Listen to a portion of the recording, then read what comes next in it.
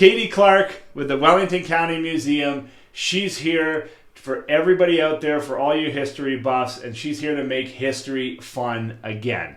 She seems to think that a lot of people don't understand Canadian history, and she's here to get us excited about it. Yep. So, Katie, I'm excited to have you here. I'm a big history buff. Good. In history class, I hated it, okay? But I'm always the guy reading those plaques when the whole family's, walking somewhere else. So I do really appreciate it, and I appreciate you being here. Well, thanks for inviting me. Okay. I'm excited. So we got Wellington County Museum. Mm-hmm. It's between Fergus and Elora. Yep.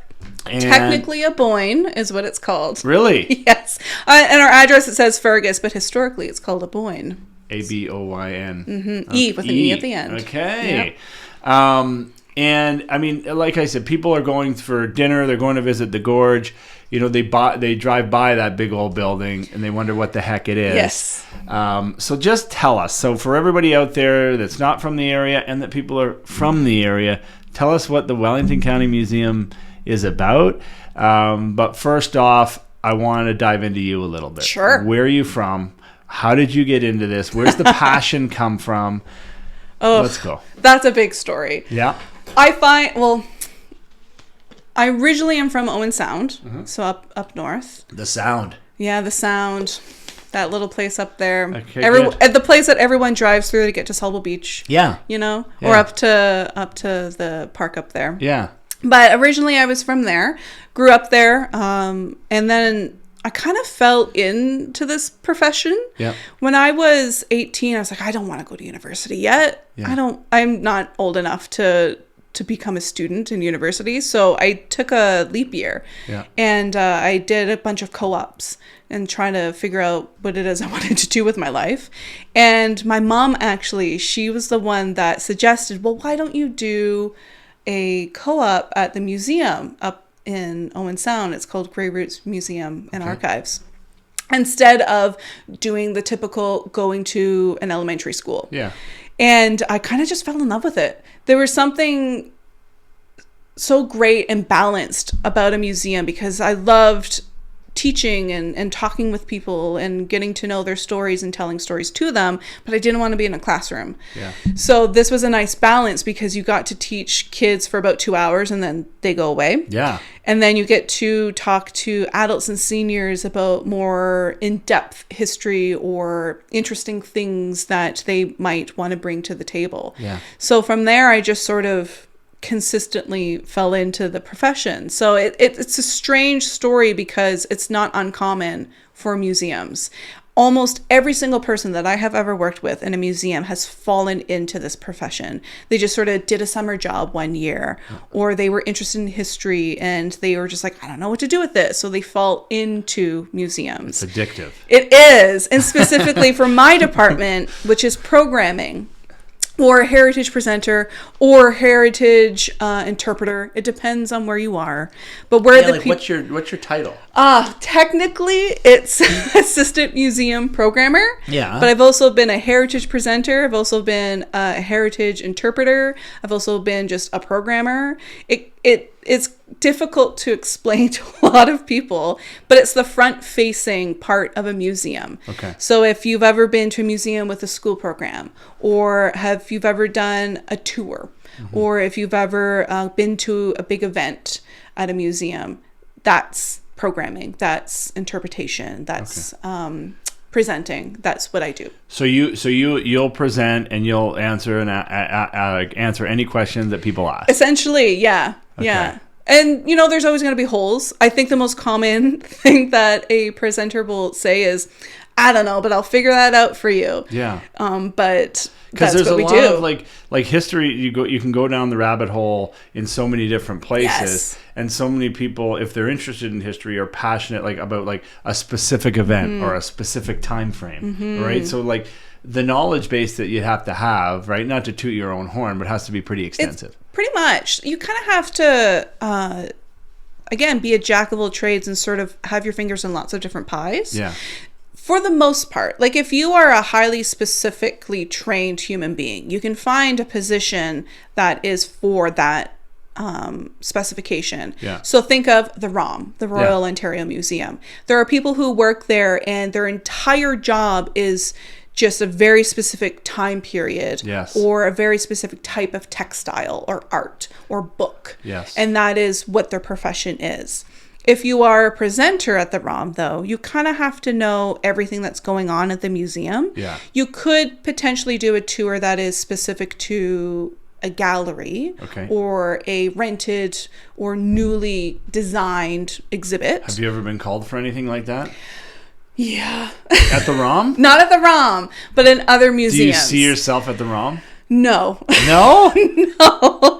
There's too much going on at the ROM. Man. So, because when I think of museums, that's what I think about. And that's what most people think about. I don't think about, I would never go and say, hey, let's go to the museum for the morning, honey. I probably will now, but I don't, and I've been to they have the radio railway museum down on Guelph Line too. Yep.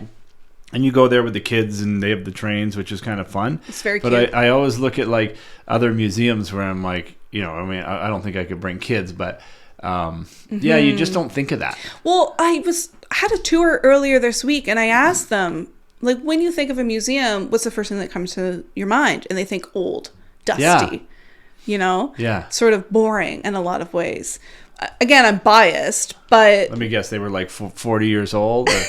Pretty close to it, yeah.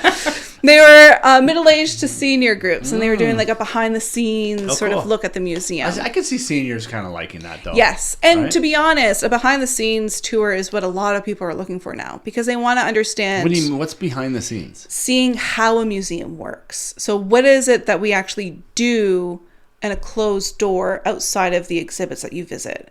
So how do we look after a collection? What do we collect? Yeah. How do you store those collections? What types of artifacts will certain museums take? Because there are rules to the types of artifacts that you can collect. And are you an archives and a collection, or are you just a collection and there's an archive separate from that? Because there are differences between those things as well. So an archives, for our story at the Wellington County Museum and Archives, the archives collects things to do with paper. So think of census or diaries, newspapers, photographs. Film now is a really big one. Yeah. And because we're owned and operated by the county, we also collect things to do with the county. So plans. That was my next question. Yeah. Funding, right? Which comes directly from the county. Okay. The site has always been owned and operated by the county since its existence. The building, too. The building, the property, all of it. So because of that, we have strict rules of what we're allowed to collect. Okay. So for the museum and our three-dimensional collection, it has to be related to the county in some fashion. Yeah. So that could be you've lived here for generations, or you've worked here and owned a business, or a big one for Fergus would be the Beatty Company. So if you worked or there was a washing machine or farm equipment that was built by the Beatty Company in Fergus, that could be collected by the museum. And you do donations? We do. You don't buy them? Sometimes we do, but there is a small selection of our budget that goes towards purchasing artifacts that fill a void. Okay. So these are special things that we can't normally get. So one of a kind, or if we're really needing something for a very specific niche part of our collection, we can purchase it.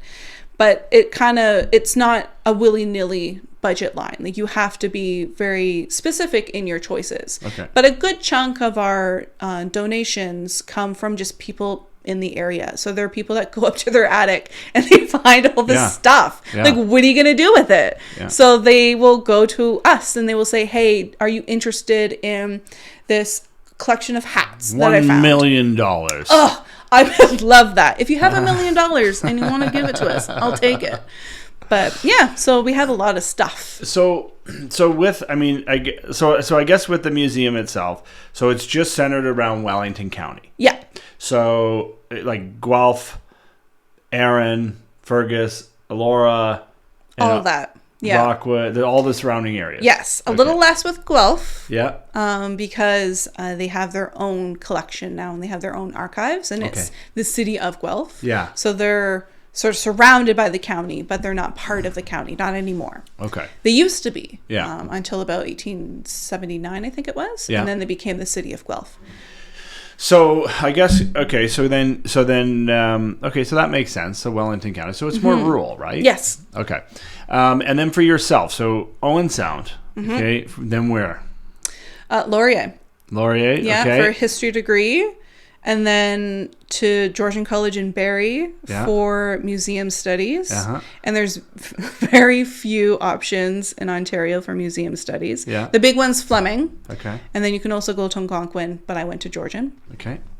And then you just sort of go out into the field and hope that you get a job. And have you been working for the Wellington County Museum since?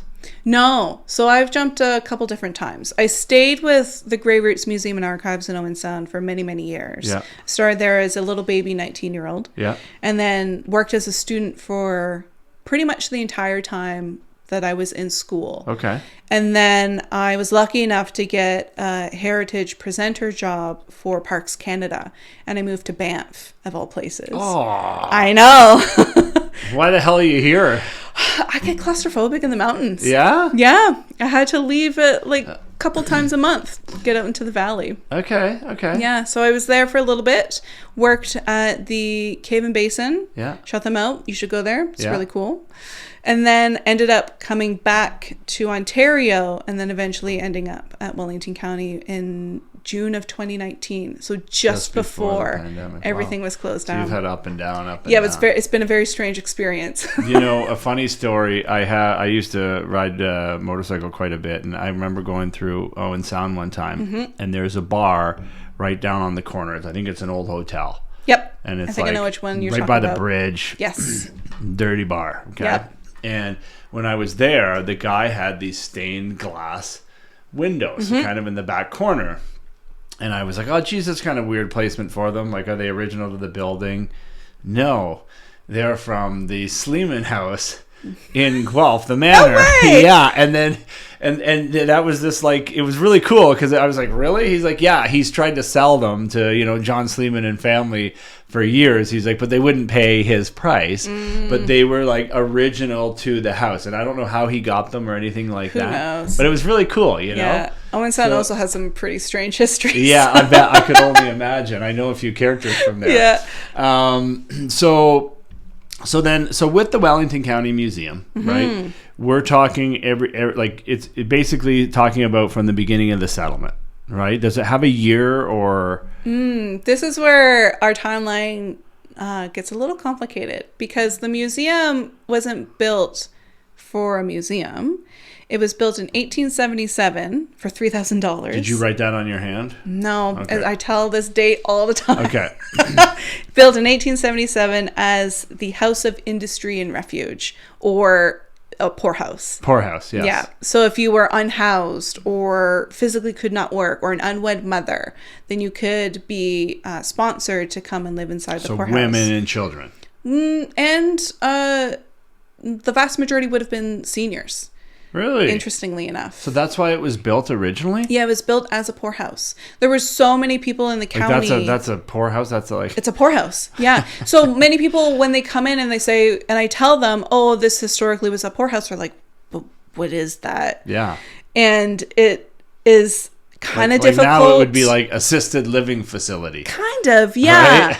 The best way to describe it is a lesser version of an English workhouse. So you did have to do chores and you had to work on the farm that was part of the poor house. So how many acres? Ooh, I'm not entirely sure of the entire acreage, but from the Wellington Road 18, so where the museum is, all the way up to the hospital, that's all the land that they would have had. And some of it across the road as well by the Grand River. Yeah. So there was, I'm not sure of the acreage, but there was a huge swath of land. And it was, again, always owned by the county.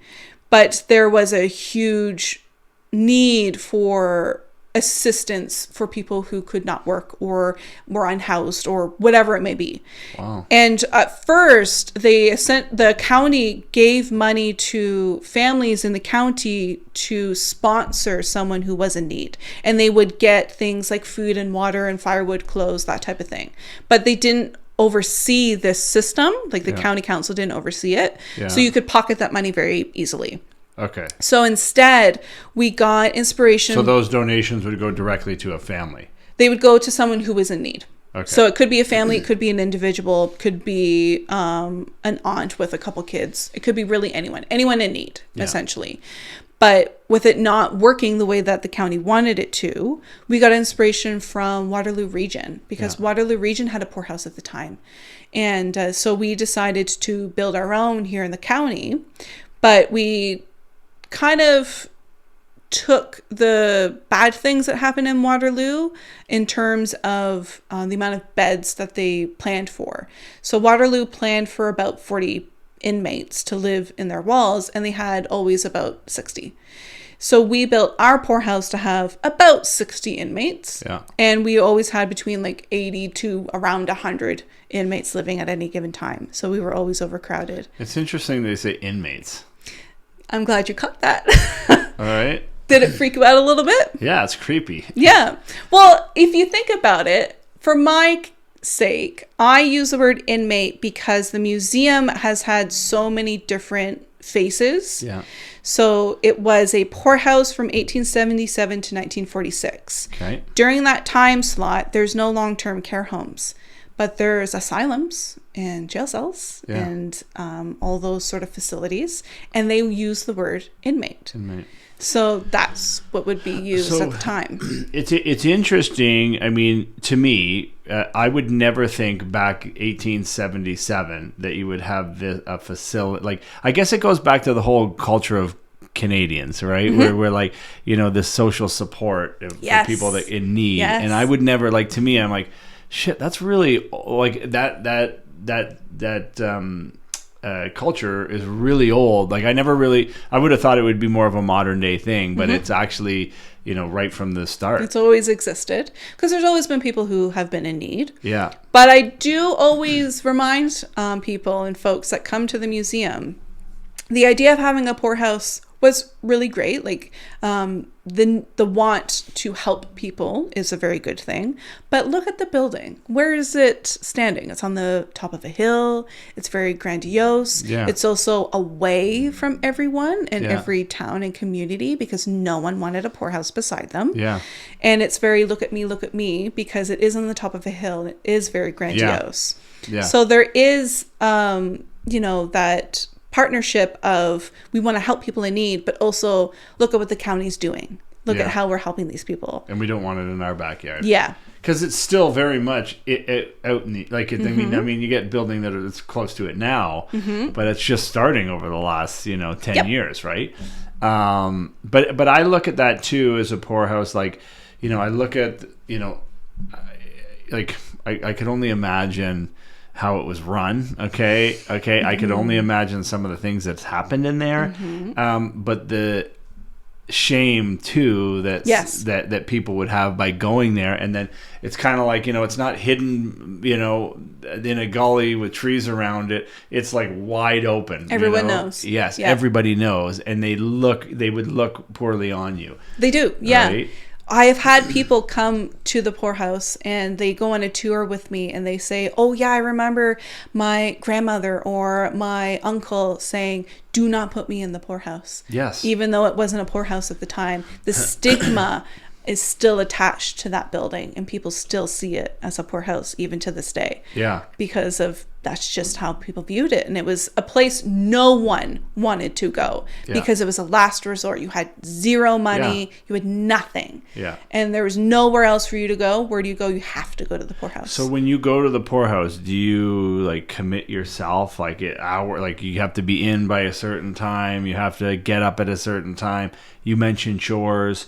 If somebody doesn't perform their chores, are they kicked out? That's a great question. And it's a little bit of yes and a little bit of no. So there were rules because Like it was a public. I see the headmaster. I see is this like prim and proper woman with a big ruler that's like really strict. Some were. They were called a matron and a keeper. Okay. So they're the managers. They were a married couple. And you had to be a married couple to work as the matron and keeper because they didn't want any funny business. Yeah. And They should still do that now.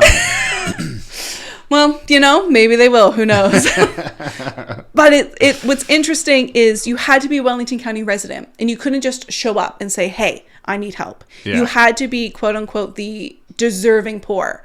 Okay. So you had to. It was essentially a very fancy way for Victorians to say that you weren't lazy. Yeah.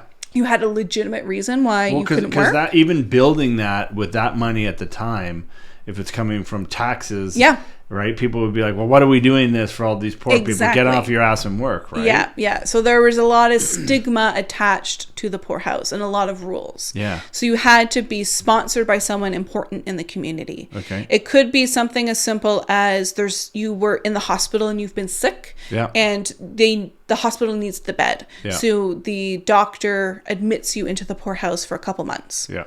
Or it could be that it is... So you could have like a prescription. Kind of. To the poor house. Yeah. Which is really unfortunate. Yeah. It could be a religious figure. It could be a politician. But someone had to say, this is a person of the deserving poor. Give them a hand. And in the grand scheme of things, you can leave. But again, the stigma attached to you from being an inmate is going to last you until the day that you die. Yeah. So any prospects that you once had disappear. Like, what do you mean prospects? Marriage is a big one. So if you are a woman and you have lived in the poorhouse and suddenly you're able to leave the poorhouse and someone finds out that you lived there, it is very unlikely that someone would be interested in marrying you. Wow. Yeah. Again, Victorians are weird. There's lots of rules. And I guess that's too. Then you just go to another area. Yeah, you could go to another area, get a different, identity. You go to Hamilton. Yeah, exactly. And in some cases... Kyle lives in Hamilton. It is cursed, I think so. But there is like this idea that you are a prisoner when you're in a poorhouse, and in some cases you are, because the idea of getting out is so far beyond your purview. Like you can't even imagine it.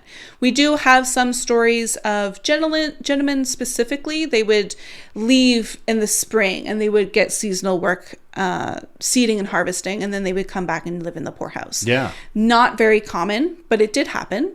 We've also had many women abscond from the poorhouse, likely due to sexual assault. Yeah. But what do you mean abscond? What's that mean? Like run away. They ran away. Oh, they ran away. Okay. Yeah. And it's never the person who... Like sexual assault within the poorhouse. Yes. Yeah. And they were never convicted or charged, to be perfectly honest. They didn't have the same laws either at that time, right? And there's, Did they have a woman's section and a male section? They did. Okay. So when you enter, you would be sort of sequestered to your appropriate wing. Yeah. So there was a women's wing and a man's wing. Yeah.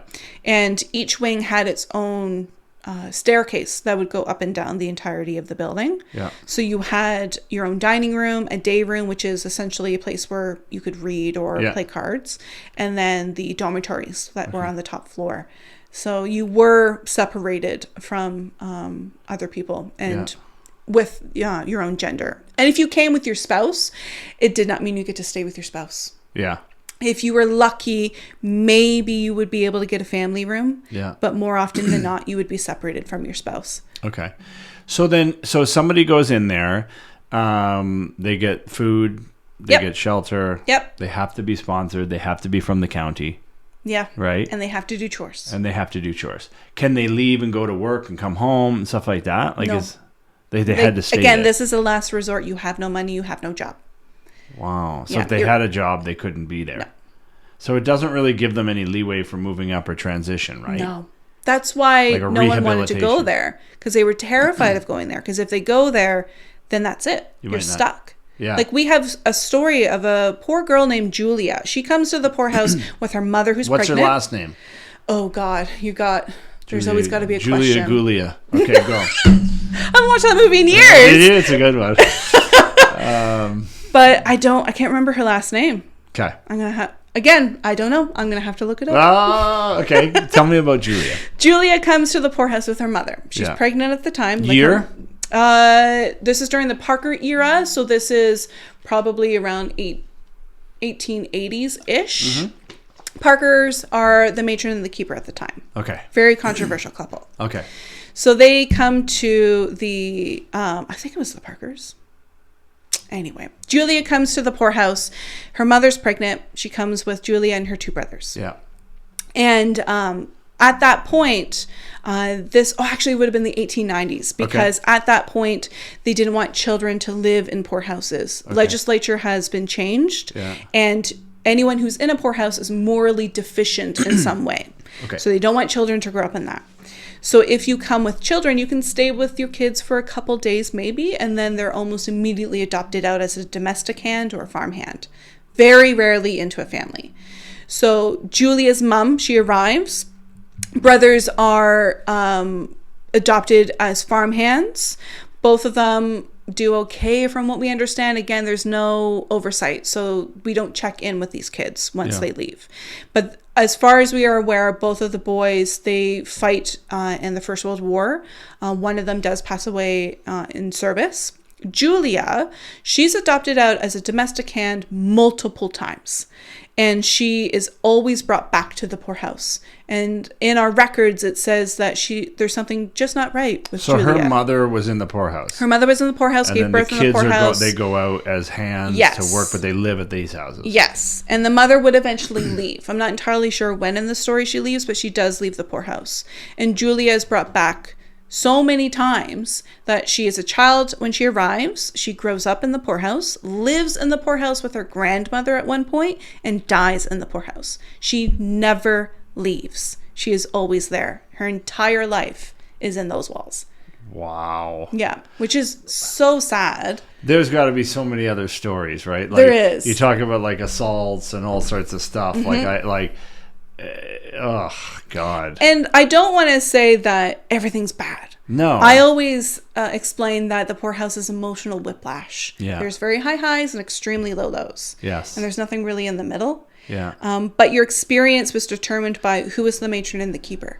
Yeah. So who was managing that building, because they had full control of your life, where you did your chores, when you got up, what you got to eat, when you got to eat, when you got to go to bed. Was it religious dominated? Like what's like...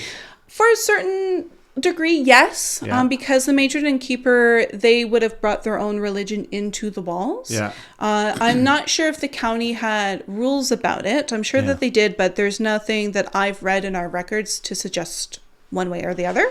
Yeah. But there were, like Sundays, we have stories of a priest or a pastor coming into the poorhouse to give service. Yeah. For one of our matron and keepers, the Griffins, they stayed there the longest. They also have the most high stories, like the high happiness stories. Yes. But they would invite playwrights and musicians and artists, and they would do Christmas pageants every year. Yeah. And that's not to say that they didn't discipline, because they did. Yeah. But their story is a little less heavy, because they see inmates as human beings and wanted to help them, whereas other matron and keepers saw them as someone that they had to discipline all the time to instill morals below them. Yes, exactly. And institutions like that too. Like, I mean, I think we've known, right? Like, they're not always the best places. There's a place up by my in-laws' cottage in Aurelia, and they used to do with like disabled people, and they would come up there on the train, and they wouldn't leave, and there would be all sorts of these stories, and eventually they get shut down. But like, I think what happens too is, like, society grows out of that, right? So like, then they realize, okay, this isn't working, so let's try something else. And let's So with the keepers, give me some gritty tales. Like, so who's the worst? Who's the best? Right? That sometimes is difficult to talk about. are... Like, because people would be dying there, too. Yes, is there a graveyard there? There is, yeah. There's a pauper cemetery. It won't look like a cemetery because there's no individual headstones.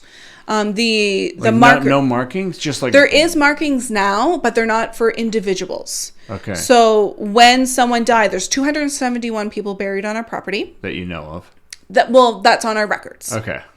And yeah, so in our records, 271 are buried. Yeah, because it doesn't seem like that much for the age of the building. No, well, you can add a couple of hundred more to that. Yeah. Because those people would have been claimed by their family to be buried elsewhere.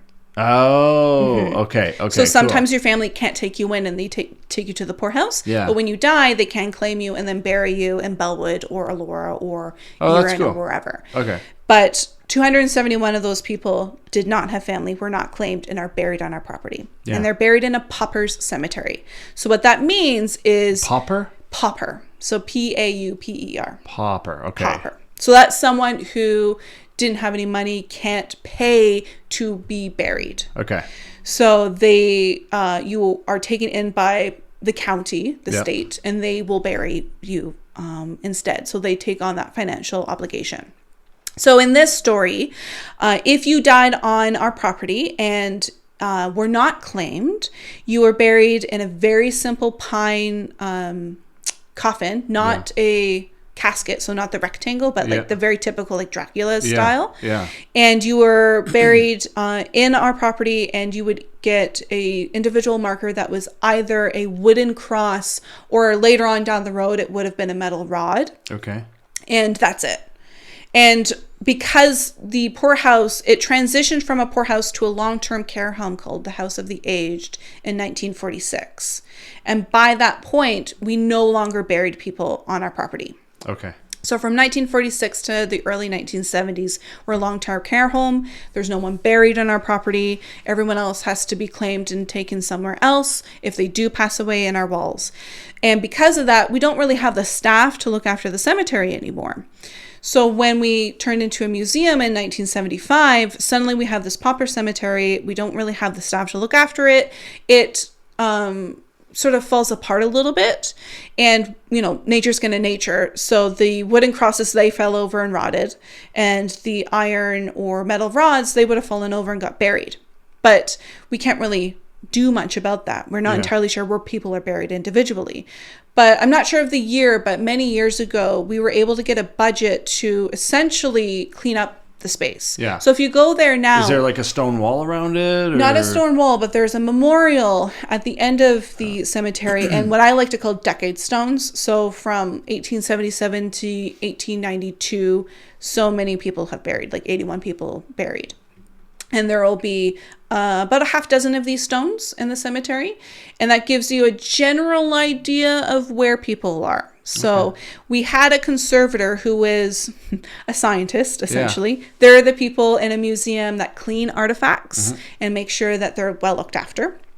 And she went down to the cemetery with a metal detector and went up and down the rows to get a blip. Yeah. Because we had a year in our records from when we transitioned from wooden crosses to iron rods. Yeah. And then from there you can do some math. So then you knew where when they where people were. So, but you have so you basically got it's 100 years. Yeah. We're coming up to 150. But 100 years in use, and then the museum in 1877, 1975 museum, right? Do I have that right? 1877, 1946 poorhouse. Yeah.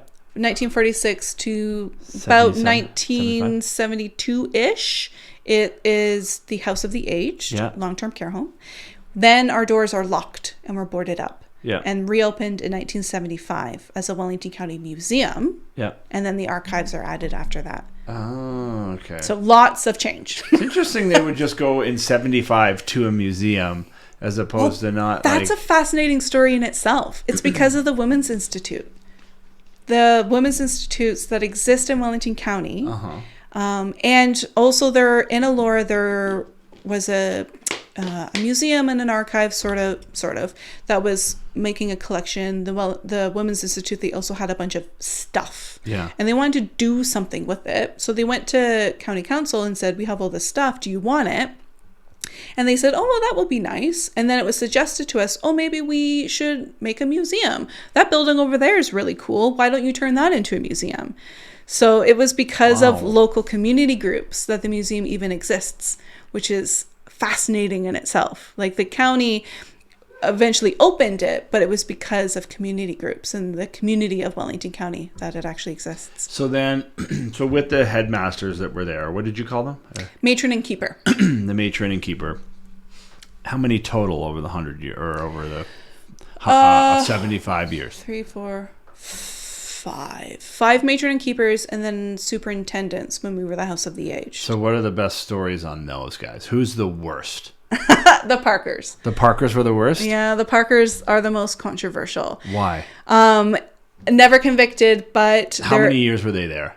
Not very long, like maybe 6, 7 years. They were there from 1877 until, oh my gosh, I should know this, but I don't.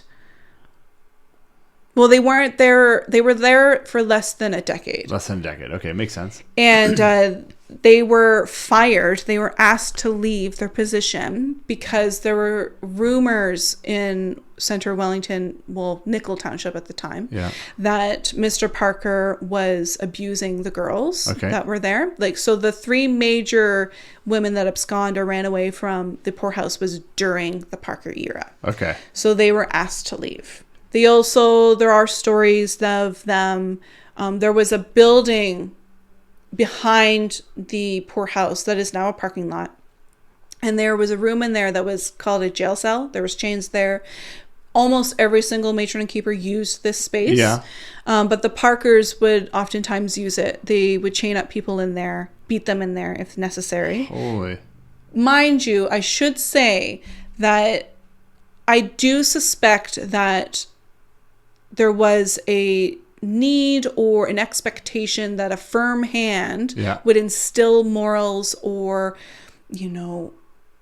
what we wanted to see in people in society at that time. Yeah, and I think most institutions were like that. Schools were like absolutely. That. Jails were like that, right? Like so I that doesn't surprise me. No. So then, how would the Parkers? How would somebody would the Parkers be where would they be from? Where were they coming from? Locally. Yeah, they would be hired locally. So somebody applies for the job and they say, hey, we want to be the keeper and this is it. Yeah, and that's it. And the county council or committee, there was a committee made up of county employees, and they oversaw the hiring process of the matron, the keeper, the physician, and any other part-time staff. Yeah. They would green light that. Okay. So if you needed an extra cook or a maid or a farmhand, the matron keeper, they could hire that person, but then the committee would be like, yep, you can have that person. Here's the money to hire said person. And the matron and keeper would was there a separate house on the property? No, they lived in the walls. Oh, wow. Yeah. So if after the Parkers came the Griffins, which is the most, they had the longest tenure. How long? Until the day they died, actually. They came there very young, about the 20, 30-ish mark. 20s. And they stayed until William Griffin died. They had their children in those 40 walls. years? Yeah. Yeah. Their eldest daughter, Olive, she got married on the steps of the poorhouse. Yeah. They were there their entire lives. Wow. Yeah. That was their entire identity. And they lived, worked, and raised their children in those walls in the poorhouse. And so I guess, to have it that long, the experience under those people would be a little bit different, I assume, than it would Parkers. Be. Yeah, it was very, very different. It was a complete 180.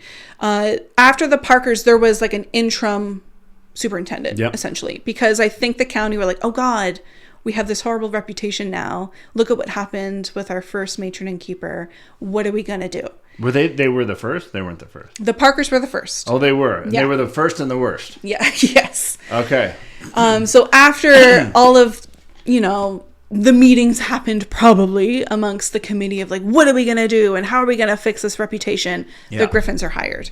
And the Griffins are the complete 180. So they had already been a part of the community. They were a part of helping people that were in need. They saw people who lived at the poorhouse as human beings and people that deserved respect. Okay. Not to say that they didn't chain people up and beat them, because they would have. Well, why wouldn't you? That's the time.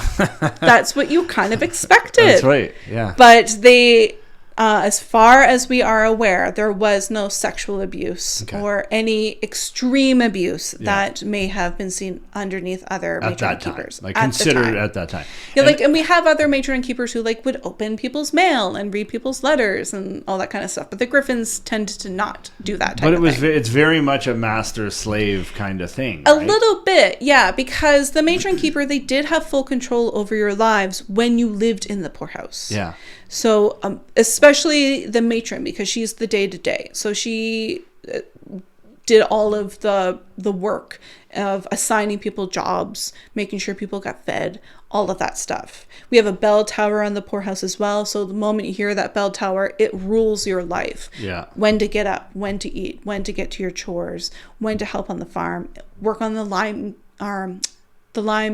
kiln that's across the road, all of that stuff you were forced to do. Like, you could not live at the poorhouse and not work at the poorhouse. You had to do something. It could be as simple as doing laundry or helping to cook something, or it could be hard labor of working on the farm, which made no sense because most of the people who lived there were seniors, who mostly men who would have had arthritis and couldn't do hard labor.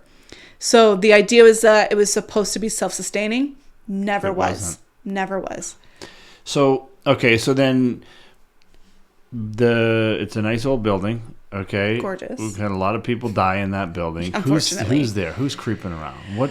Are the Parkers there? Who's It depends on who you talk to. So I've talked to people who worked at the museum when it opened in the 70s, and they swear that Margaret Griffin haunts those walls. Who's Margaret Griffin? She is the matron. So she is the second matron. For 40 years? Yes. Okay. Yeah, she's there with her husband, William. And did she die in those walls? So William passed away first, and because you have to be a married couple, she had to leave her position. So she would spend the rest of her days outside of the poorhouse with family and die outside of the walls.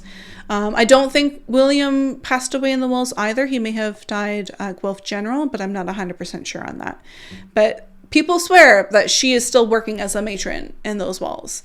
So they've had like sightings and all sorts of stuff. Some people have. I personally haven't. I'm kind of more on the skeptic side. Yeah.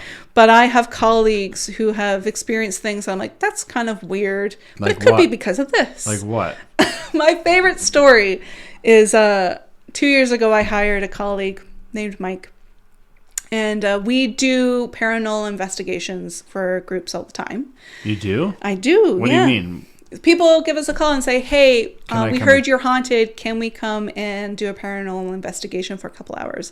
And I'm like, Do they sure. ever stay over at night? No, we don't permit that. But I have been there at 2 a.m. in the morning by myself, locking up, which is interesting in itself. Yeah, and you're like... Exactly. Staring at all the dark corners. Yeah. But because it is an old building, so it's going to creak. But Mike was there with a group doing an investigation. And they're in one of the galleries that has a wooden floor. The main hallway has carpet. It's important to the story. And our fear in programming is that the security company will call the maintenance guys and say, they messed up doing the alarm. You have to come in and set the alarm. Biggest fear. So that night was Mike's first time doing the alarm system. So he was terrified of the on-call maintenance guy coming in, having to come in because he messed up in some way. So they're in one of the galleries. They're chatting away. They're looking at the artifacts as well as talking to whomever is listening. And all of a sudden, Mike hears footsteps. But they were doing paranormal stuff? They were. Okay. Yeah. So Mike hears footsteps and he's like, oh, God. The maintenance guy got called by the security company and he says, oh my gosh, I'm so sorry, Aaron. Like, I don't know what I did wrong. We're in such and such gallery. And he hears footsteps walking down the carpeted hallway. And they turn towards the gallery door, waiting for Aaron to walk in. And it transitions from carpet to wood, but there is no one there. So they heard footsteps go down the hallway into the gallery. and no one But followed no those like footsteps. creaky hardwood floor? Or No, just... there was. Apparently, it went from carpet and it creaked into the wooden floor because it is very old and creaky floor.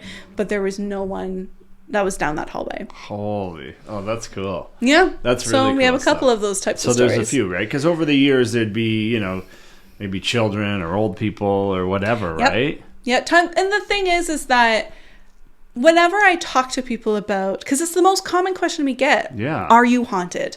And I always have to say, I don't know, because I'm more of a skeptic. But if you do believe in the paranormal, it makes perfect sense that we would be haunted, because no one wants to be at the Poor House. Lots of people died in our walls, probably some of them very traumatically. And why wouldn't some of them stay and sort of mill about? But from what I understand because we've had mediums come through during paranormal investigations, any staff that I've talked to about it, it's never been nefarious. Okay. It's always just, they're there and they're checking you out, but they don't mean any harm. Yeah. They're not necessarily happy that you're here, but they're not going to hurt you. Okay, that's interesting. Yeah. So let's pivot. So let's talk about Wellington County. Let's talk about the history that's in that, not of the building, that's in the building now. Like, where do we start in Wellington County? Who, like, you know, what group is coming here? Okay, who's immigrating here first? Why they're here? You know, geography related. Well, you always have to start off with our indigenous groups. Okay. Because they are the first peoples that would have been along the Grand River. The Grand River was such a great resource. So there's so many people that are making camps and communities and seasonal camps here. Along the river. Along the river. Indigenous. Yes, indigenous groups. So historically, our area would have been settled and visited by the Attawandaron, who no longer exists as a clan anymore. The Anishinabek, which is, you see a lot of Anishinabek reserves in Grey and Bruce counties, Saugeen First Nations and Cape Croker. They are more of like a seasonal group, so they like move camp to camp. So they would have come up along the Grand River at different times in the year. And the largest group is the Haudenosaunee. Yeah. So the Haudenosaunee, they historically are actually further down the lakes in the United States. And it's a big territory, though. Big territory. Yeah. And they did make a deal with the Dutch, that the Dutch would support them as they move upwards into this area, which they did. So they moved up and conquered different clans and communities as they moved, and they settled along the Grand River here. So the Haudenosaunee, Attawandaron, and Anishinabek are technically the first peoples to live along the Grand River. Do they have they found any settlements at all, or just? Oh, they have. Yeah, there was an archaeological dig, pretty famous in the 1980s, that found a full settlement that would have been lived in by the Attawandaron. And the Attawandaron, they lived in longhouses. So if you've ever been Crawford Lake, thank you. And they're called longhouses because they're long.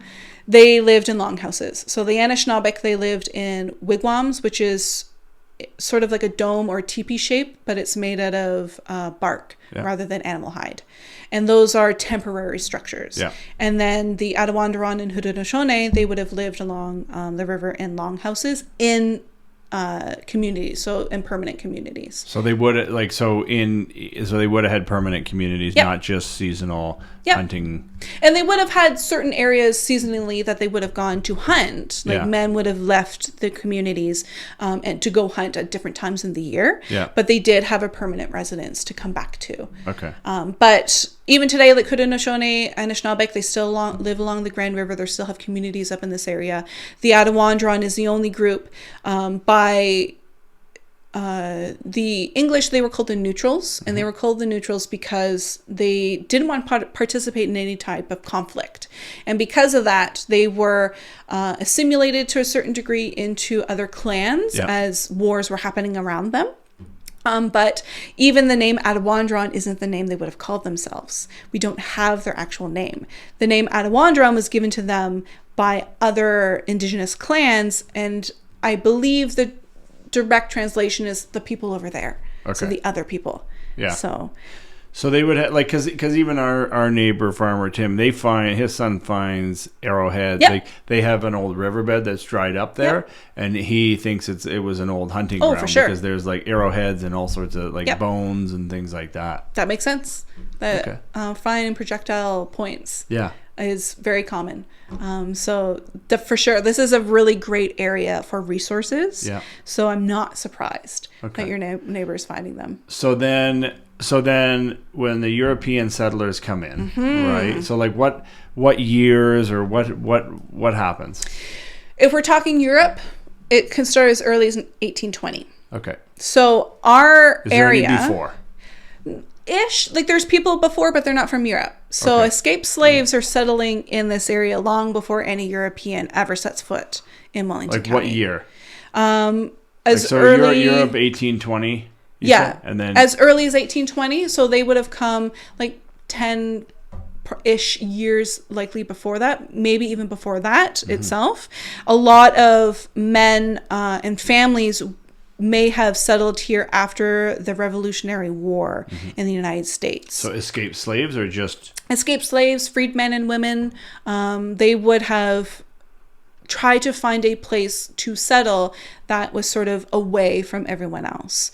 Because there's still fear that exists that they could run into people within Wellington County or within Canada that don't like them and don't want them near them. So a lot, and there are some stories that we have. There's one fabulous story by name John Little, who didn't want to be around any Caucasian human being on the planet because of his experiences of slavery in the United States. And he was a black slave. He was, yeah. So would those slaves have like is there any, I guess you wouldn't have much in terms of documents or anything, but like how would they interact with the indigenous? Because they would have been. We don't have a lot of documents, unfortunately. There's some, maybe. I've never read them. Yeah. But I suspect it may be somewhat similar to a European settler coming here. Yeah.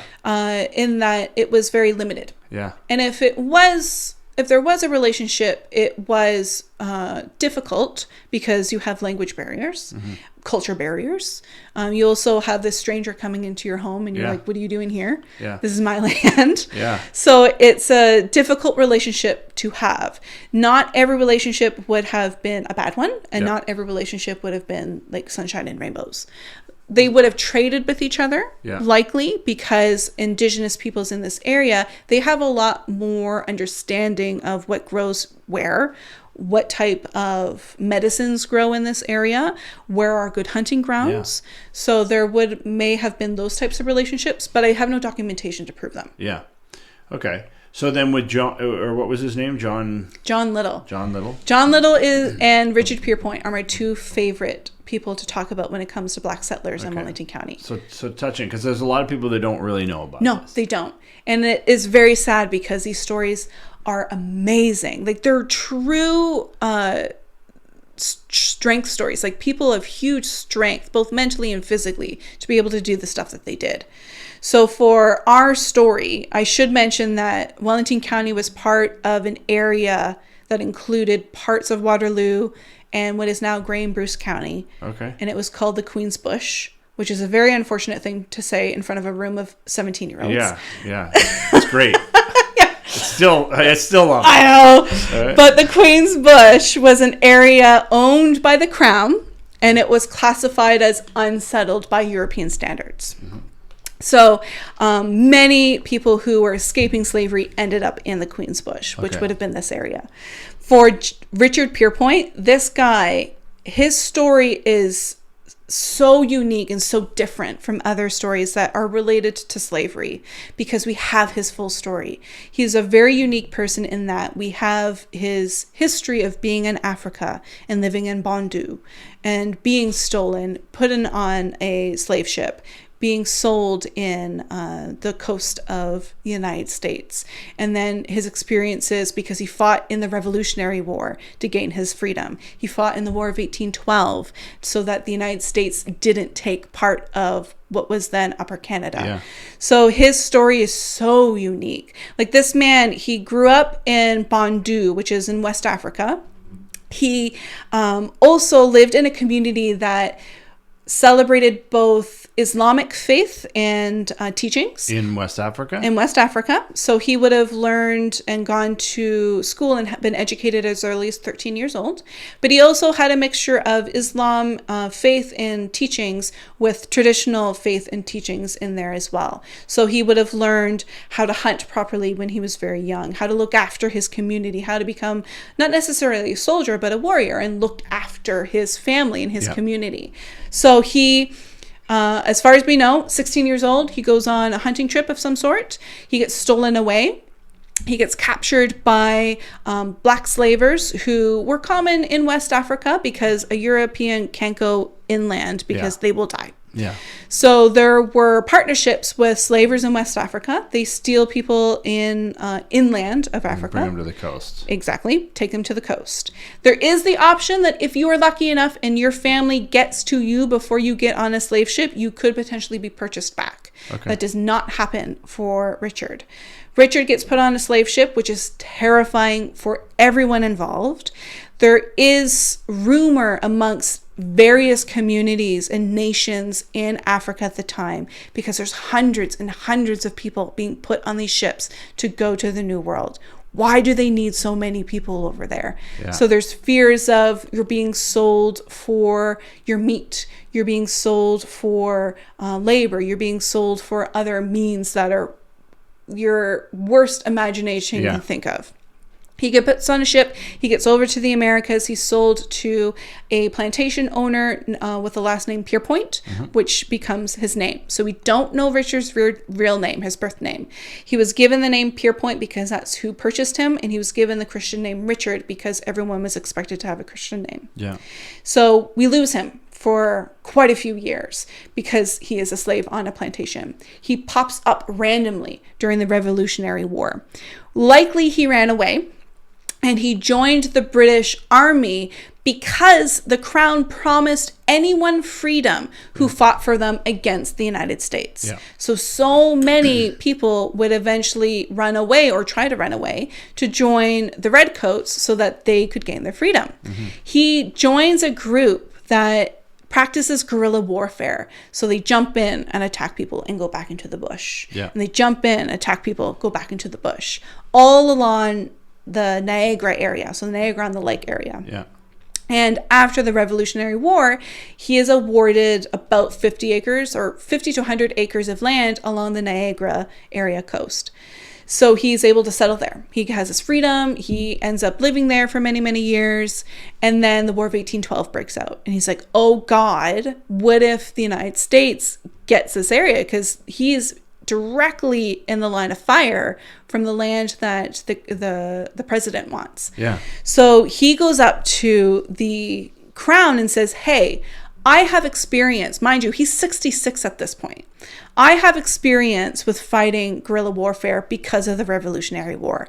Give me what he called a color unit. Give me men who are escaped slaves who don't want to go back to slavery. Give me those men and I will fight for you.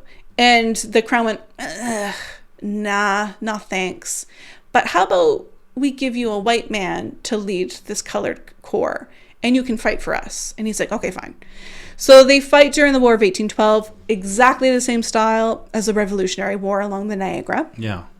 They're successful. The War of 1812 ends. Nothing happens. It's a very silly war. And they go to Richard and they say, hey, you've done so much for the Crown. What can we give you in return? And he does a petition. He writes his entire life story down, which is so beautiful because we have these records of his entire experience of being a slave and being stolen and fighting in these wars. And he goes directly to the Queen and says, I want to go home. Let me just go back to West Africa. Let me go back to Bandu, and I will live the rest of my days in Bandu away from this foreign land that I don't know.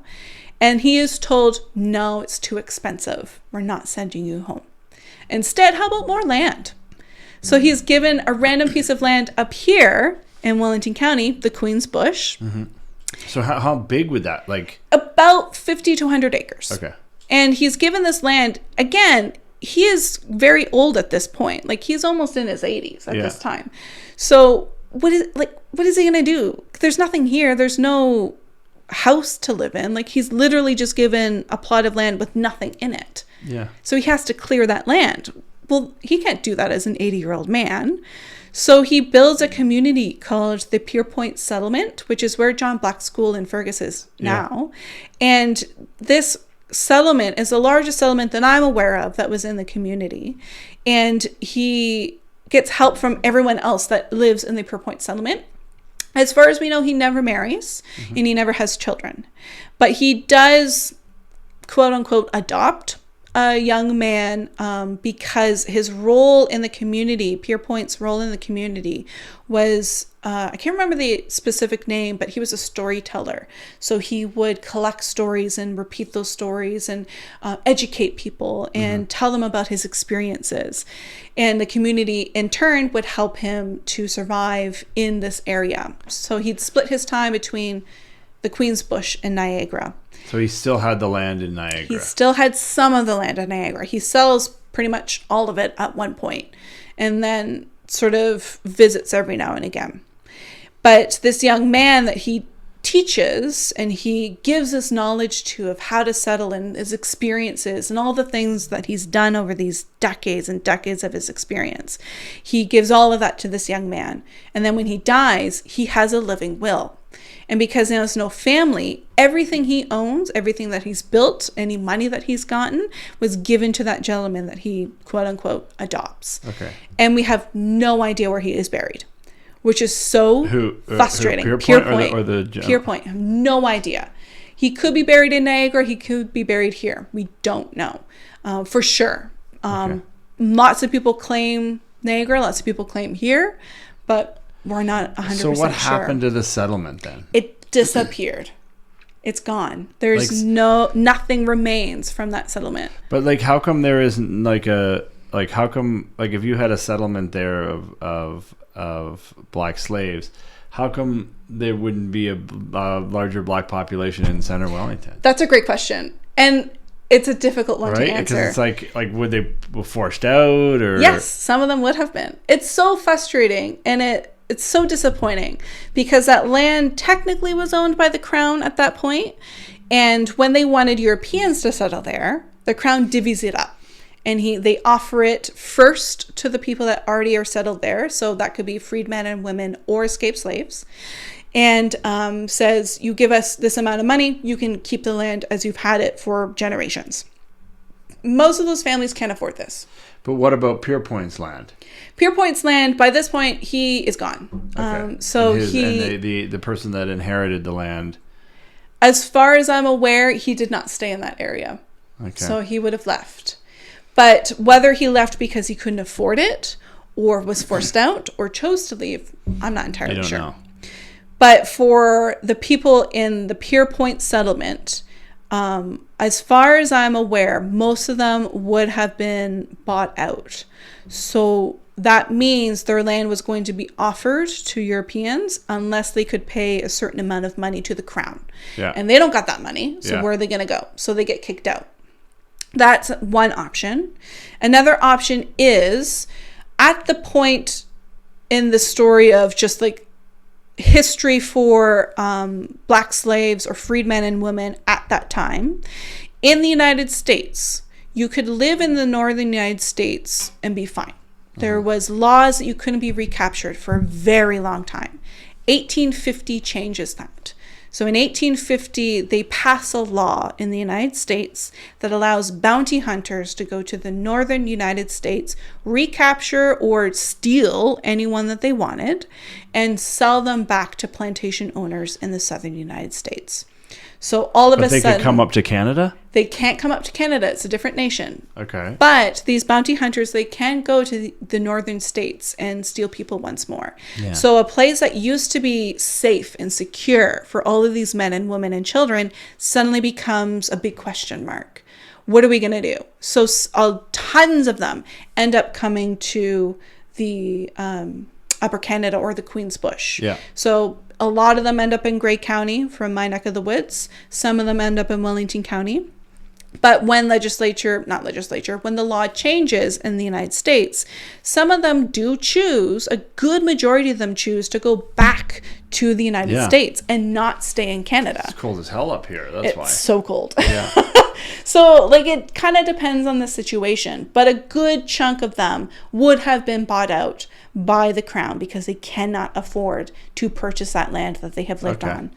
So we don't know where because I would have thought if we had those settlements here that you would have records. You'd have, and the population too. You'd have more population, right? But they wouldn't have been part of any census necessarily. Yeah. And unless someone went to them, there would have been no written record that would have been passed down to know those stories. Oh, so it's interesting. History is difficult. So when you look at your own personal history, unless your family members, like if you do genealogy, unless your family members were rich, famous, or broke a law, most that you're going to get is a birth certificate, a death certificate, a marriage certificate, and census. And that's it.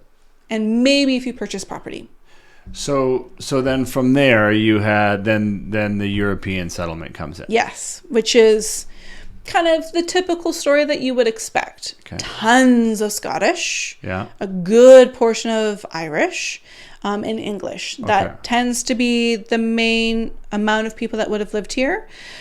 Before they even arrived, there would have been many soldiers that would have lived in this area. Okay. So they were given land for free because they wanted a militia down here in case the United States wanted this land. Yeah. They would have a ready army. But Europeans, they can purchase that land, or some of them are given the land for free.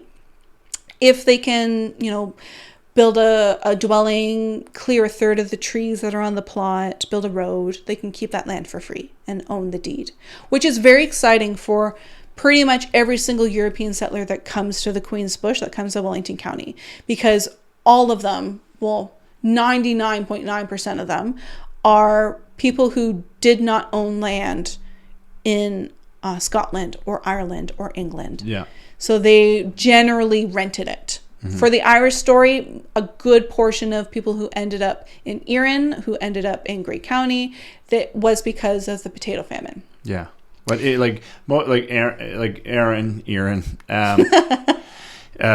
you do have predominantly, you have more Irish there, whereas in Fergus you have more Scottish, right? Yes. So you do have these settlements of communities. Elora would be more Scottish, or would it be? Elora is unique in that not a lot of people settled there. From its inception, Elora has been a tourist town because of the gorge. Really? Yes. Okay. Some people stay there, of course, because there would have been farmland there. Yeah. But most people would have stayed in the Fergus area because there's lots of land over there. And the closer you get to Elora, the more access to the gorge you're going to get. So it kind of always has been a tourist town. Yeah. So there's a fabulous collection of a photographer named John Connon who made his entire career of taking pictures of fancy people coming from the city of Guelph or Toronto and getting their photographs taken in the gorge. Oh, so Elora's always been a tourist town. Primary, what's the industry? So they're coming here. You want to have some arable land. Mm-hmm. You want to be by water. Mm-hmm. Right. We're known to have quarries in the area. Yep. We're known to have mills in the area. Ooh, tons of mills. So let's talk about that. So it would have been predominantly agriculture because that is what people know, and what you know is what you are going to build. Mm-hmm. So tons and tons and tons of agriculture. If depending on where you are in the county, your agriculture is going to change slightly. Mm-hmm. Tons and tons and tons of mills. So sawmills, grist mills, what's the official name? The mills that would card wool, cereal mills, that type of thing. Mills are a big part of that story because, especially sawmills, because being on the river, you can throw the logs in the river and the river will take the logs down to where they need to go. Mill, yeah, which is a very dangerous job, but it's a very necessary one. So mills are very, very important. Essentially, everything that you listed off would have existed at some time.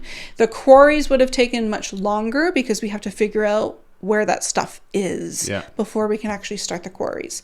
So we would have started off as agriculture and mills, more so than anything else. For Hillsburg, their history in agriculture has everything to do with cereals that relate back to whiskey. Okay. So Gooderheim, the distillery district in Toronto, that exists because of Hillsburg. The company of Gooderheim, they purchased huge swaths of land up in Hillsburg, and they grew all of their cereals that they needed for their whiskey. They had a windmill up there. They owned the post office. So that area would have predominantly been cereals, so grains. Yeah. And then you have corn. You have eventually sheep. That would have taken a bit because they are not indigenous to Canada. Okay. Cows, that type of thing. But predominantly it would have been agriculture for the most part.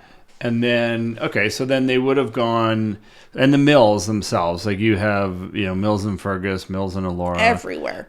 Do you know what those mills? Most of them are cereal mills. Oh, cereal mills, okay. So, but also, funny enough, if you have a cereal mill, you also have a distillery. Okay. Because if you are making flour, you're going to have all this mash left over, which then you can distill into whiskey. Okay. So you can rent. So many people in the area would have rented grist mills, which make flour. Grist mills, and they would go to these grist mills with their harvest. They would grind everything down to make flour, and they would have all this mush, and then they would also make whiskey at the same time. Yeah. That's good. That's smart. I know. So there's a fabulous history of milling, but then also tons and tons of whiskey being produced in this area because of those grist mills. And because we have that history, when temperance and prohibition are put into play, there's so many hilarious bootlegging stories. Even around where we're in Wellington County? Oh, yeah. Like the amount of illegal distilleries that existed in Wellington County is fascinating and hilarious. Did Wellington County have, they didn't have prohibition the same that they did in the U.S., did they? Oh, they did. It's worse. Really? Ontario has had the strictest alcohol laws in the entire country from the moment that temperance started.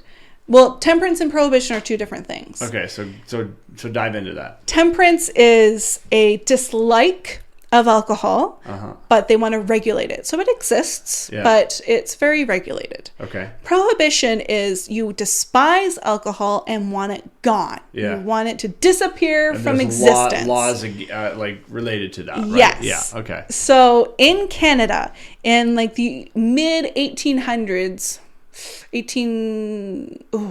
can't think of the date, but it's in the mid 1800s, the federal government passes a law that essentially allows communities to have a referendum, and communities can choose to go dry and get rid of their alcohol. Wellington County jumps on that. So there have been temperance unions. The whole county. Well, the whole county at different times. But does that include like Guelph, or would Guelph be? No, at that point, Guelph is its own thing. Okay. So Guelph has its own history. Wellington County is huge. Wellington County is so big. Right. It's so big, and it's changed so many times. Yeah. So the local option gives Wellington County and also townships an opportunity to hold referendums to vote on whether or not they want to go dry. Yeah. So this is when the Centre Wellington history gets hilarious, because Fergus and Elora have had arguments with each other for many, many decades. Yeah. And Fergatory. Fergatory, yes. I heard that, yeah. And at one point, Fergus was a wet community, but Elora was dry. Yeah. So you just had to go to one town over and you could get a beer and it was fine. Yeah. But Wellington County stayed dry for such a long period of time that when it was canceled, when it was, the referendum was canceled and you were able to produce liquor once more, it was not very long between that happening and nationwide prohibition being put into play in the First World War. Yeah. So there was maybe a couple decades in between that shift. Okay. So it didn't take very long for us to go dry again. Yeah. But the stories that go along with us being dry, one of my favorites actually, we were completely dry. So this is prohibition. This isn't temperance. Okay. And it's during the First World War. So this is full prohibition. And there's an illegal distillery that was created in the basement of a barn. Okay. And there is a very special like inspector that's hired to try and find this illegal distillery. And they know it's in a barn, but they're not sure which barn it is. So they do some research, they investigate, they interview people, and they find out which barn it is. And I think it's in this area that they find it. Okay. And they go to the barn one evening to destroy this distillery. The idea was that you destroy the equipment, but arrests weren't really common at the time, which is hilarious. Yeah, it's weird. Because they make more money if they destroy the distilleries than they would having to charge people all the time. Okay. So they find the barn. They go to the barn. They open it up. There's nothing there. They're like, well, what? There's supposed to be a distillery here. So they investigate the barn and they find this trap door with a ladder going down underneath the barn. And they're like, perfect. Okay, so it should be down there. The inspector and a bunch of constables and sergeants, they go down into the basement of the barn and they start wandering around and they get to the distillery and they are shocked. There's only one guy in this distillery. The guy stands there for a second, stares at the constable and runs away. And he gets away. He runs and he's never found again, never seen or heard from again. But they have this distillery and it is a huge operation, like humongous distillers that are in this basement. So you have like the barn and then the real business underneath. And the goal, or what most people did at the time, was they would destroy the equipment. So they just sort of pushed the equipment over, they broke pieces of it, and all of the distilling whiskey and the mash, it would have just sort of leaked onto the ground. But they didn't think about where they were in the community because, you know, it's going to leak in the ground, which it did. And by the time they had destroyed everything and they came out of the barn at dawn, the whiskey had leaked so far that it had gotten to the local riverbed, and all of the farm animals had been eating the mash, which is the leftover, and drinking the whiskey river. So there's stories of like pigs walking around and waddling and falling over, and ducks unable to fly. That's a good story. I'd love to know where that was. Like what? It was in this area. It was on this side of the county, if memory serves. There's another one of someone gets arrested for having an illegal distillery and they bring cans of mash into the courtroom, which is like the middle of August that this was happening. And it was so hot and it was over such a long period of time that the cans exploded in the courtroom, and disgusting rotting mash got everywhere in the courtroom, on the lawyers, on the judge, on everyone in the booth. So it just smelt like rotting whiskey mash for days. That's crazy. So I mean, it's interesting that they had the distilleries, because I don't really know many distilleries that are around in those areas right now. Oh, right? There's some. You just gotta find them. There's some really great ones. Oh yeah, okay, give me one. Heartwood Farms is really good for ciders. They have like this chili cider that they make. They also have like a really beautiful farm as well, so that you can actually visit their farm. Fox. But like, are they like beer and spirits, or are they whiskey though? Like whiskey, or there's one in Arthur, that main intersection where the Tim Hortons is. Oh my gosh, Fox something. I can't remember the name. Okay. But they do things like moonshine. Okay, so that would be cool. Yeah, and they do like lemon moonshine, which is very good. But they do lots of spirits. They're kind of mad scientists over there. Because moonshine's making a comeback, you know? It is, and it's quite delicious. Yeah, it is. It is. That's cool. So then when we go, like, one of the things I find interesting is we sell real estate. So like Elora, for instance, the Elora Mill, right? And it's kind of like Elora is just like this place that's out on an island. And it's like, I mean, you don't get the same tourist traffic. You tend to get more retirees. Yep. And it is far out there. Like whenever someone's thinking about going out to Ferguson, Elora, and the objections, they're thinking, okay, if I got to go to the airport, I got to be like, 20 minutes to Guelph, and then I'm, 40 minutes to the airport. Like, it's always that extra little bit where people are like, it's too far for me. But like Elora is like, it's an anomaly. It's just It's a strange little bubble. Yes, and I like, it's like a snow globe, and It is. and I really like how they've, like, the old mill, how that's been, you know, converted and renovated. I mean, it's a beautiful pull for everybody in that area, because it's a phenomenal place. It's a beautiful little town. Like, I've lived there for 6 years now. Yeah. And when I first moved there, I did get flashbacks of living in Banff, because Banff has a similar sort of vibe or bubble to There's it. nothing around, There's right? nothing around. Yeah. Canmore, which is the closest town, is 30 minutes away. Yeah. So it has its own sort of ecosystem, I guess. And Elora runs very similarly, because again, it's always been a tourist town from its inception to even now. But it's a very beautiful area in the county. Like, the county itself is gorgeous. The layout's great too, and it's not like Fergus is bigger.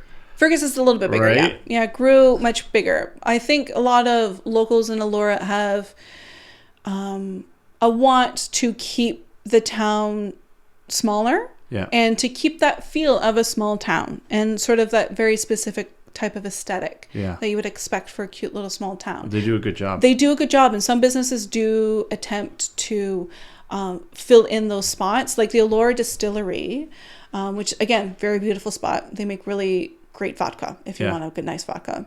But you like vodka out there?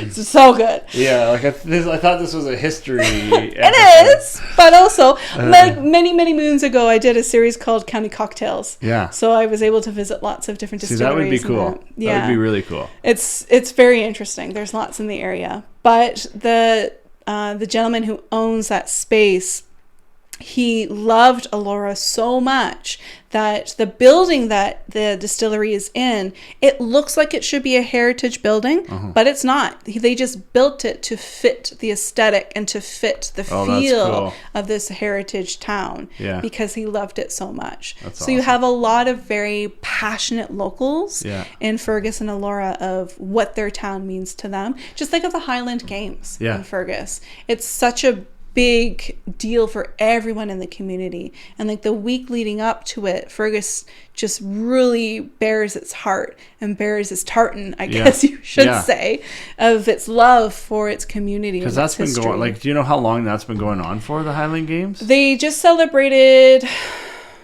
they just had a big celebration. 75th? Okay, yeah. It was a couple years ago, I think. Okay. So, yeah, they've been running for a really long time. Even Erin, Erin has the largest fall fair that I've ever seen, and they're going to be celebrating their 175th. Yeah, we go every year. It's great. Yeah, right? So there's so many pockets of history that to some people may seem boring, because they look at agriculture and are like, well, what's cool about that? But it's fascinating how communities grew with each other in an agricultural setting, how they look after each other. Yeah, and the small towns, they're so different. Back then it was somebody, if a town grew, there was industry there, or there were jobs there, or there was something there. I look at aesthetics, right? I find for Erin, it's a very nice main street going through. The stores are full. You don't see businesses in and out, and there's a lot of traffic through there. So I think it's a cute little community. And then I look at Rockwood, where there really isn't much here in Rockwood, but there were a lot of quarries here. Even if you look on a map, they always talk about the rock cut when you come in from Rockwood to Guelph. There were the kilns here, and then they have the old woolen mill in Rockwood, right? So there's history there, but it never got as big. And even Acton, you had the Hyde House, right? Yeah. And when my old man would always say, the Acton Hyde House at one point in time was the Hyde House, the tannery. The Acton Tannery at one time was the largest tannery in the British Commonwealth. Right, so it was it was massive, but that was the whole town. the presidents of the company and managers, they controlled the industry and everything. Exactly. And then the businesses kind of came around. But it's just neat to see some of the transition, because like Elora, for instance, it's not like you have major industry there. No, nothing. You still have the farming, right? Yeah, for sure. But what they've done is kind of converted all that, where some towns haven't, right? Like even Acton, sometimes it's kind of spotty with the commercial district, where some places are boarded up or wallpapered up, and then other places are still running. But like Erin, or I mean even Fergus is still active on their downtown, and Elora. Yeah, for sure. Fergus is more like everyday life, and once again, Elora is more like a snow globe. But it is. But Eden Mills too, right? Like you go through, there's nothing there anymore, right? Not quite. Yeah. The community, I think, because it's so big, they just had to make little pockets. And strangely enough, that has a lot to do with railroads. Okay. So railroad can destroy a community, or it can build a community, which we've seen throughout Wellington County history. Like Palmerston, of course, is a big part of that, because they have an entire system of rails that would have gone through Palmerston at different times. For it would have been reasons. a hub. It was a huge hub, not necessarily for passengers, but for freights. Freights, yeah. Yeah. Same with Hillsburg and Erin. Like having the railway go through there was important. Yeah. Because at first there was a railway that sort of bypassed Hillsburg, and it almost killed the entire town. Yeah. But then it eventually went through Hillsburg because of the industry of like Gooderheim and whiskey, and the hotels that were there were really important at the time.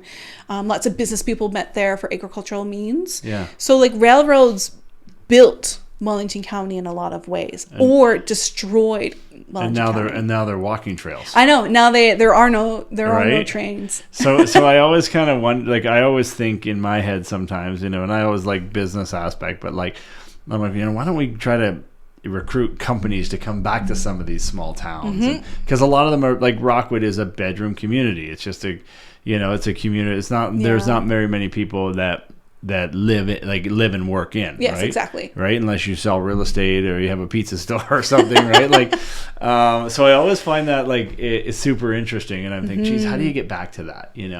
It's difficult. A lot of it has to do with.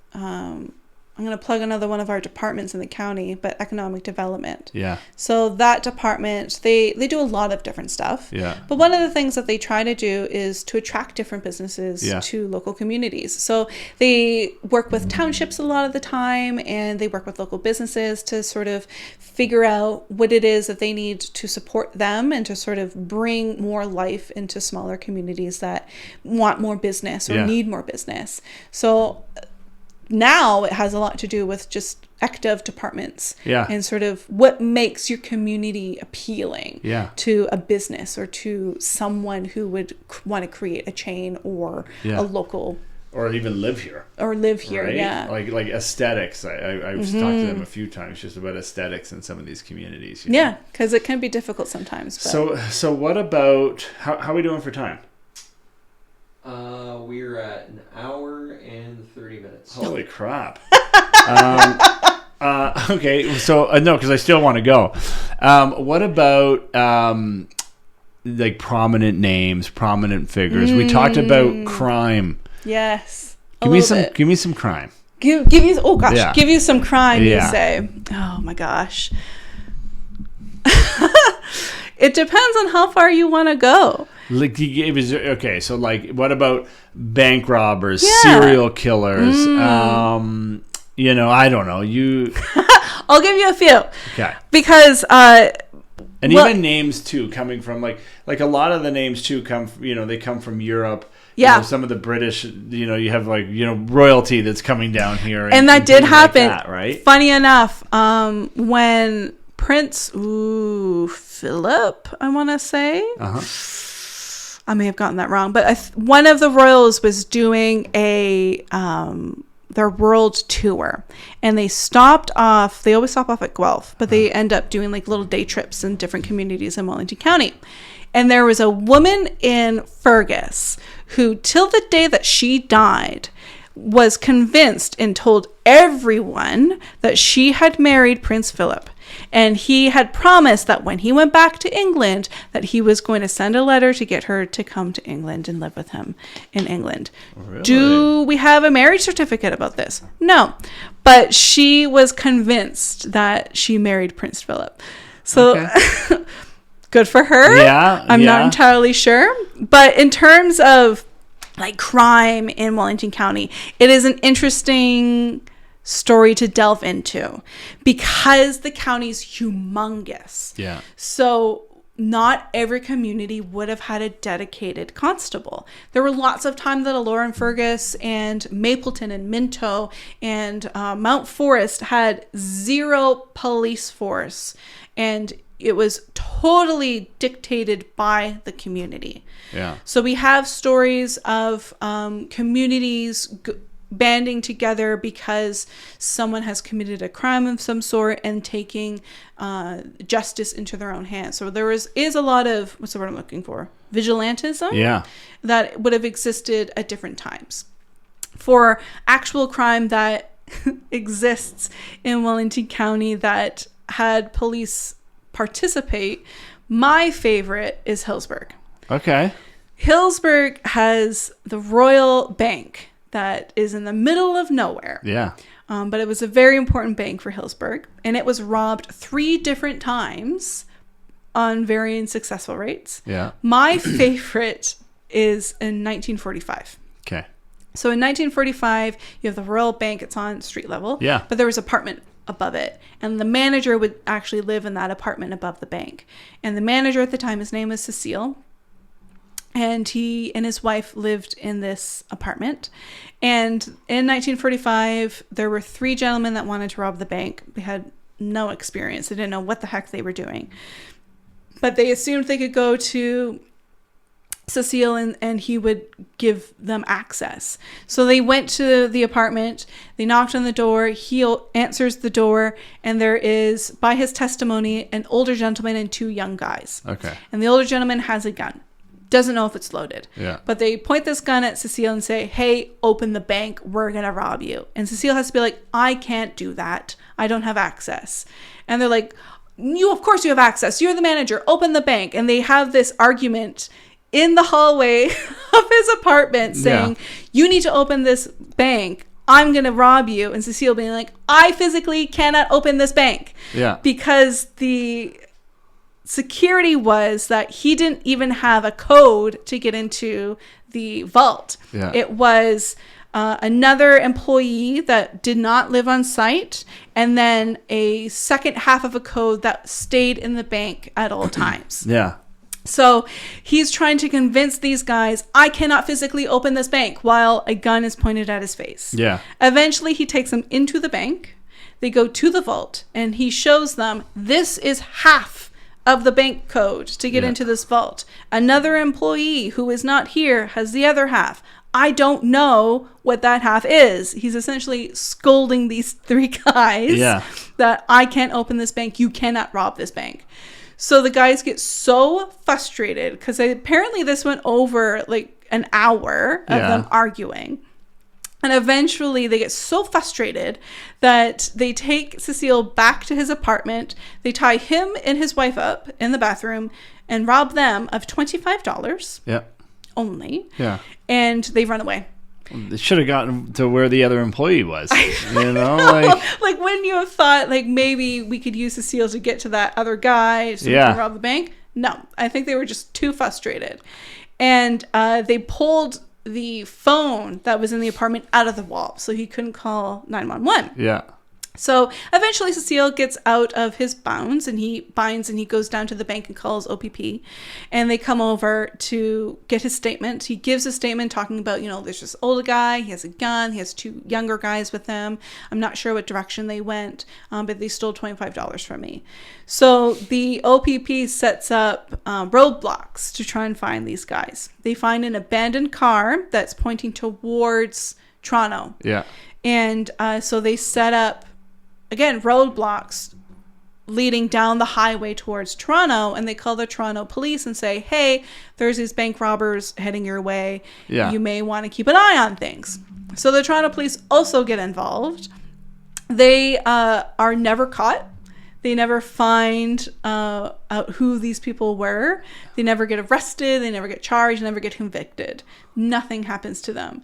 But the end of the story for Cecile and his wife, they're like, we're done with this. This was so traumatic. We don't want to be here anymore. So they quit and they go off and do something else. Yeah. And then again, it was robbed in the 60s for a lot more success. They got about $4,000, but they were caught red-handed in a car just like a couple blocks away, counting the cash in their car, and were arrested. But there's probably got to be a ton of those like old bank robber stories. Like, a few, like there's no alarms, no videos, right? Like and when it's isolated, like what are you gonna do? Yeah. Hey, do they ever have because you hear stories about like mob connections in the Guelph area or anything like that. Do you ever touch on that, or do you know? I don't know a lot. There is rumor that there were connections specifically during Prohibition because we would sell liquor to the States. Yeah. To likely mob groups that were in the East Coast at the time. Yeah. But I have never run into solid confirmation on it. I think it happened. Yeah. Because let's be honest here. There was so much liquor being made in this area. Yeah. So, and there was a lot of bootlegging, like a lot of, it didn't necessarily stay, but they would sell it. And it would make sense. What? I was going to say my family did that. Bootlegged? Yeah, we're from the East Coast. Oh my God. Yeah. Congratulations. Part of our family history. Oh my God. One of my colleagues actually. As far as I know, that's what I've been told. Like, our I family wouldn't be was involved in surprised. bootlegging, and we were selling. It was common. That's cool. Like at one point during Prohibition, there were over 580,000 prescriptions of alcohol during Prohibition because that was the only way to get alcohol. Because you needed a prescription. That's kind of neat. Yeah. So in Wellington County, what do you think one of the most unique things about the county that you've experienced? Right, because like you have your mills and farm, like even now farming is still a big part of our community for sure. Right, and I find like we've had farmers on the podcast and they talk about, you know, like because there's like the farming community is still like we find the towns are, you know, we get a lot of people now. We get, you know, Mississauga, Milton, and people come here and they say like, you know, we just love it. Everybody says hi to each other on the street, but then they come here and they stay in their houses and play video games, right? But the farmers still have this like, I need to borrow a tractor, I need some diesel, I need this. It's still a really tight it is a cool community. It is. But what, like, is there anything like any part of history on the Wellington County that really tweaks your interest? Like something like, I know you talked about Pierpoint, right? Which was that was a good one because I think a lot of people out there don't really know. They don't. Yeah, he's a kind of elusive character. It's only in the last couple of years that he's really kind of been brought to the forefront. Yeah. It's difficult for me to say because I'm able to learn so much about Wellington County and so many fascinating stories of people settling in here or, you know, athletes that existed here. That we had I can't remember her name. There was a swimmer in Fergus who tried to swim Lake Ontario, I want to say, twice, but she failed both times. One because she got lost, and the other time because she almost went hypothermic. Yeah. But we have people who, you know, were part of hockey teams that shouldn't have been able to get as good as they did, but they did. Yeah. And we have like local businesses like the Beatty Company that were able to build themselves up from nothing. And like, what is the Beatty Company? The Beatty Company started off as agriculture, of course, but they extended themselves to a company that was able to provide not just agricultural equipment, but domestic equipment. So washing machines was a big one. And they were based out of Fergus. Okay. But there's two Beatty families in Fergus, though. So Beatty, that's the company that owns all the equipment. Yeah. Beattie. Yeah. That Beattie family worked for the county for many, many, many years. And they actually were inspectors of the Poor House for many generations. So they had a really nice, comfy job. Yeah. Yeah. But like there's so many small stories that are fascinating to me, because people look at the grandiose stories, right? The big picture stuff. Yeah. But I love the little ones of, newspapers using columns to talk about gossip. Yeah. Like for decades, they would have a column that just said, Mrs. Smith is visiting on Sunday, or Johnny is going to be going to Aunt Lydia's for Sunday dinner. Yeah. Like that type of stuff. Like they're little stories like that really give character and life to a community that otherwise is forgotten. So I find those stories fascinating. Little business stories like of how Whiteman's came into existence, because it's a locally controlled, privately owned family business that has existed for decades, but only exists because they hated Bell. Yeah. So they despised the monopoly that Bell had on telecommunications at the time. So a gentleman with a last name Whiteman, he said, this is stupid. Like, why do we have to give all this money to Bell and we get nothing in return? So he made a telecom company, and he would drive up to people's houses monthly to get the charge or like the invoice from them, because it was a local owned business, and it has stayed in the family to this day. Like I use Whiteman's in my home, and it's a locally owned business that where's it based out of? They have a couple different shops. One of the one I use is in Fergus. I think they have 3, I want to say. I can't remember where the other two are. But the idea that it's family owned and has always been family owned is really kind of beautiful. It's cool.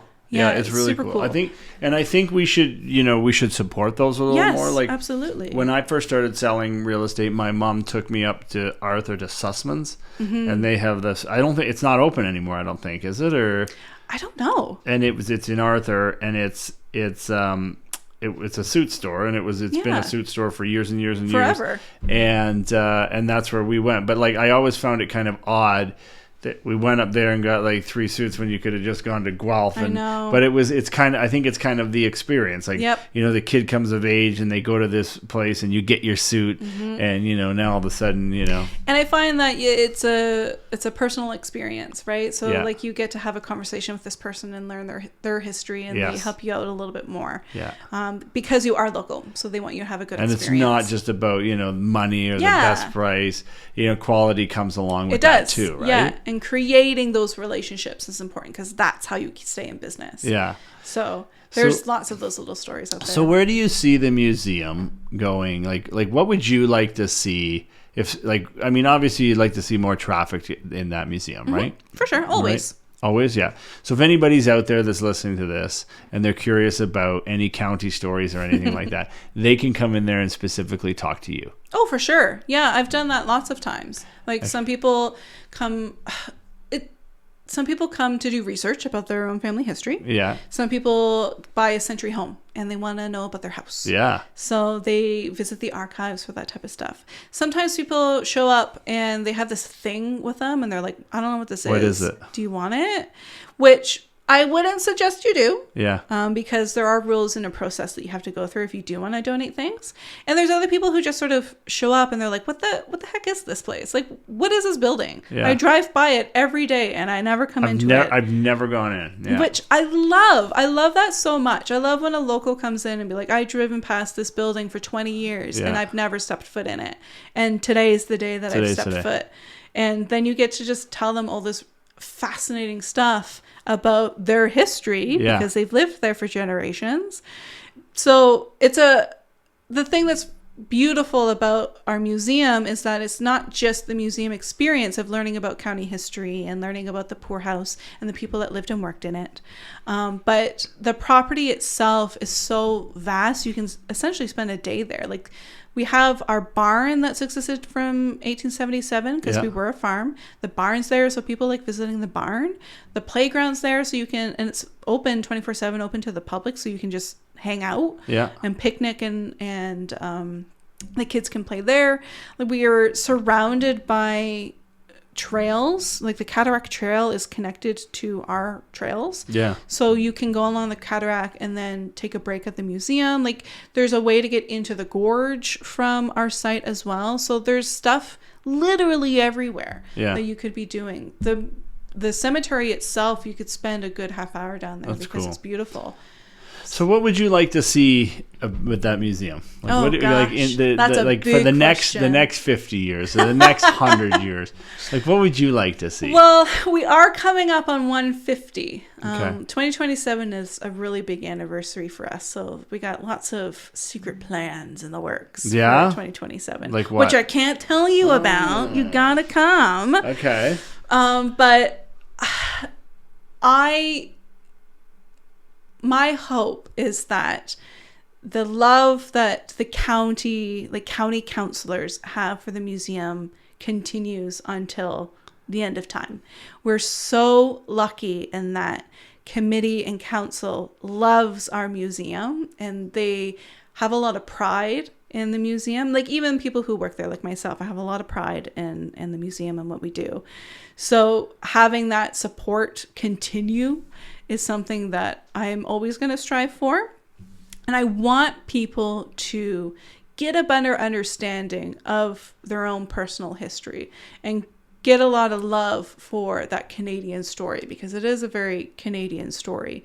And to understand that, not all history is going to be sunshine and rainbows, but you still got to learn that history and give it a little bit of context and sort of get an understanding of what this is. Yeah.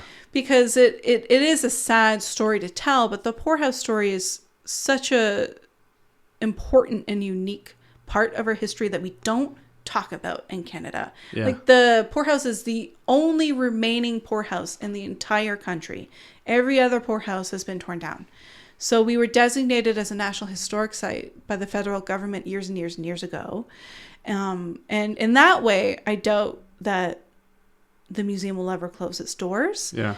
But my hope and my dreams for the site is that people just consistently come up, and even if they've never been there before, show curiosity and show an interest to just spend 5, 10, an hour, 2 hours, come back multiple times, Yeah. and just really explore their own personal history. Because I love history and I'm obsessed with it. Yeah. And I'm obsessed with the little stories, like the ones of my grandpa owned this really cool tractor that is in your collection, or my family worked for the Beatty Company for years, or my great aunt was a nurse at the House of the Aged here. What can you tell me about it? Like, I've had tours of someone whose family was quite literally the last superintendent that worked at the House of the Aged at the museum. And I was able to have a conversation with them of just like, tell me your stories, because we don't have that written down. So I want people to be curious and come inside and tell me their story. They may think it's silly and useless, but we're obsessed with that kind of stuff. Like, that's how we're able to build our history at the museum, is because people tell us those stories. And I think too, like curiosity, like as we get older, that curiosity tends to fizzle out. It does. Right. And I think if anything, you could help reignite that. I would hope so. Yeah. Just step in through the door. Even if it's not for very long, or if you just need to use the washroom, just hearing a little bit can sometimes tweak, oh, that's kind of interesting. Maybe I'll check that out later. Like, that's the type of stuff I want to see, because it's when you get the interest of someone who never thought of entering or is escaping from the rain. Those are the type of people that I get super excited about, because if I can get them smiling or asking a single question, I got them. Yeah. And I know that they're going to explore something new, or they'll think about it when they leave in the afternoon. So that's cool. That's what I need. Well, you sold me. Okay. I hope so. Well, that's awesome. Okay. The Wellington County Museum, everybody, you heard it right here live, okay? If anybody has any questions, just step right through the door. Please do. That was awesome. Thank you so much. Thank you very much.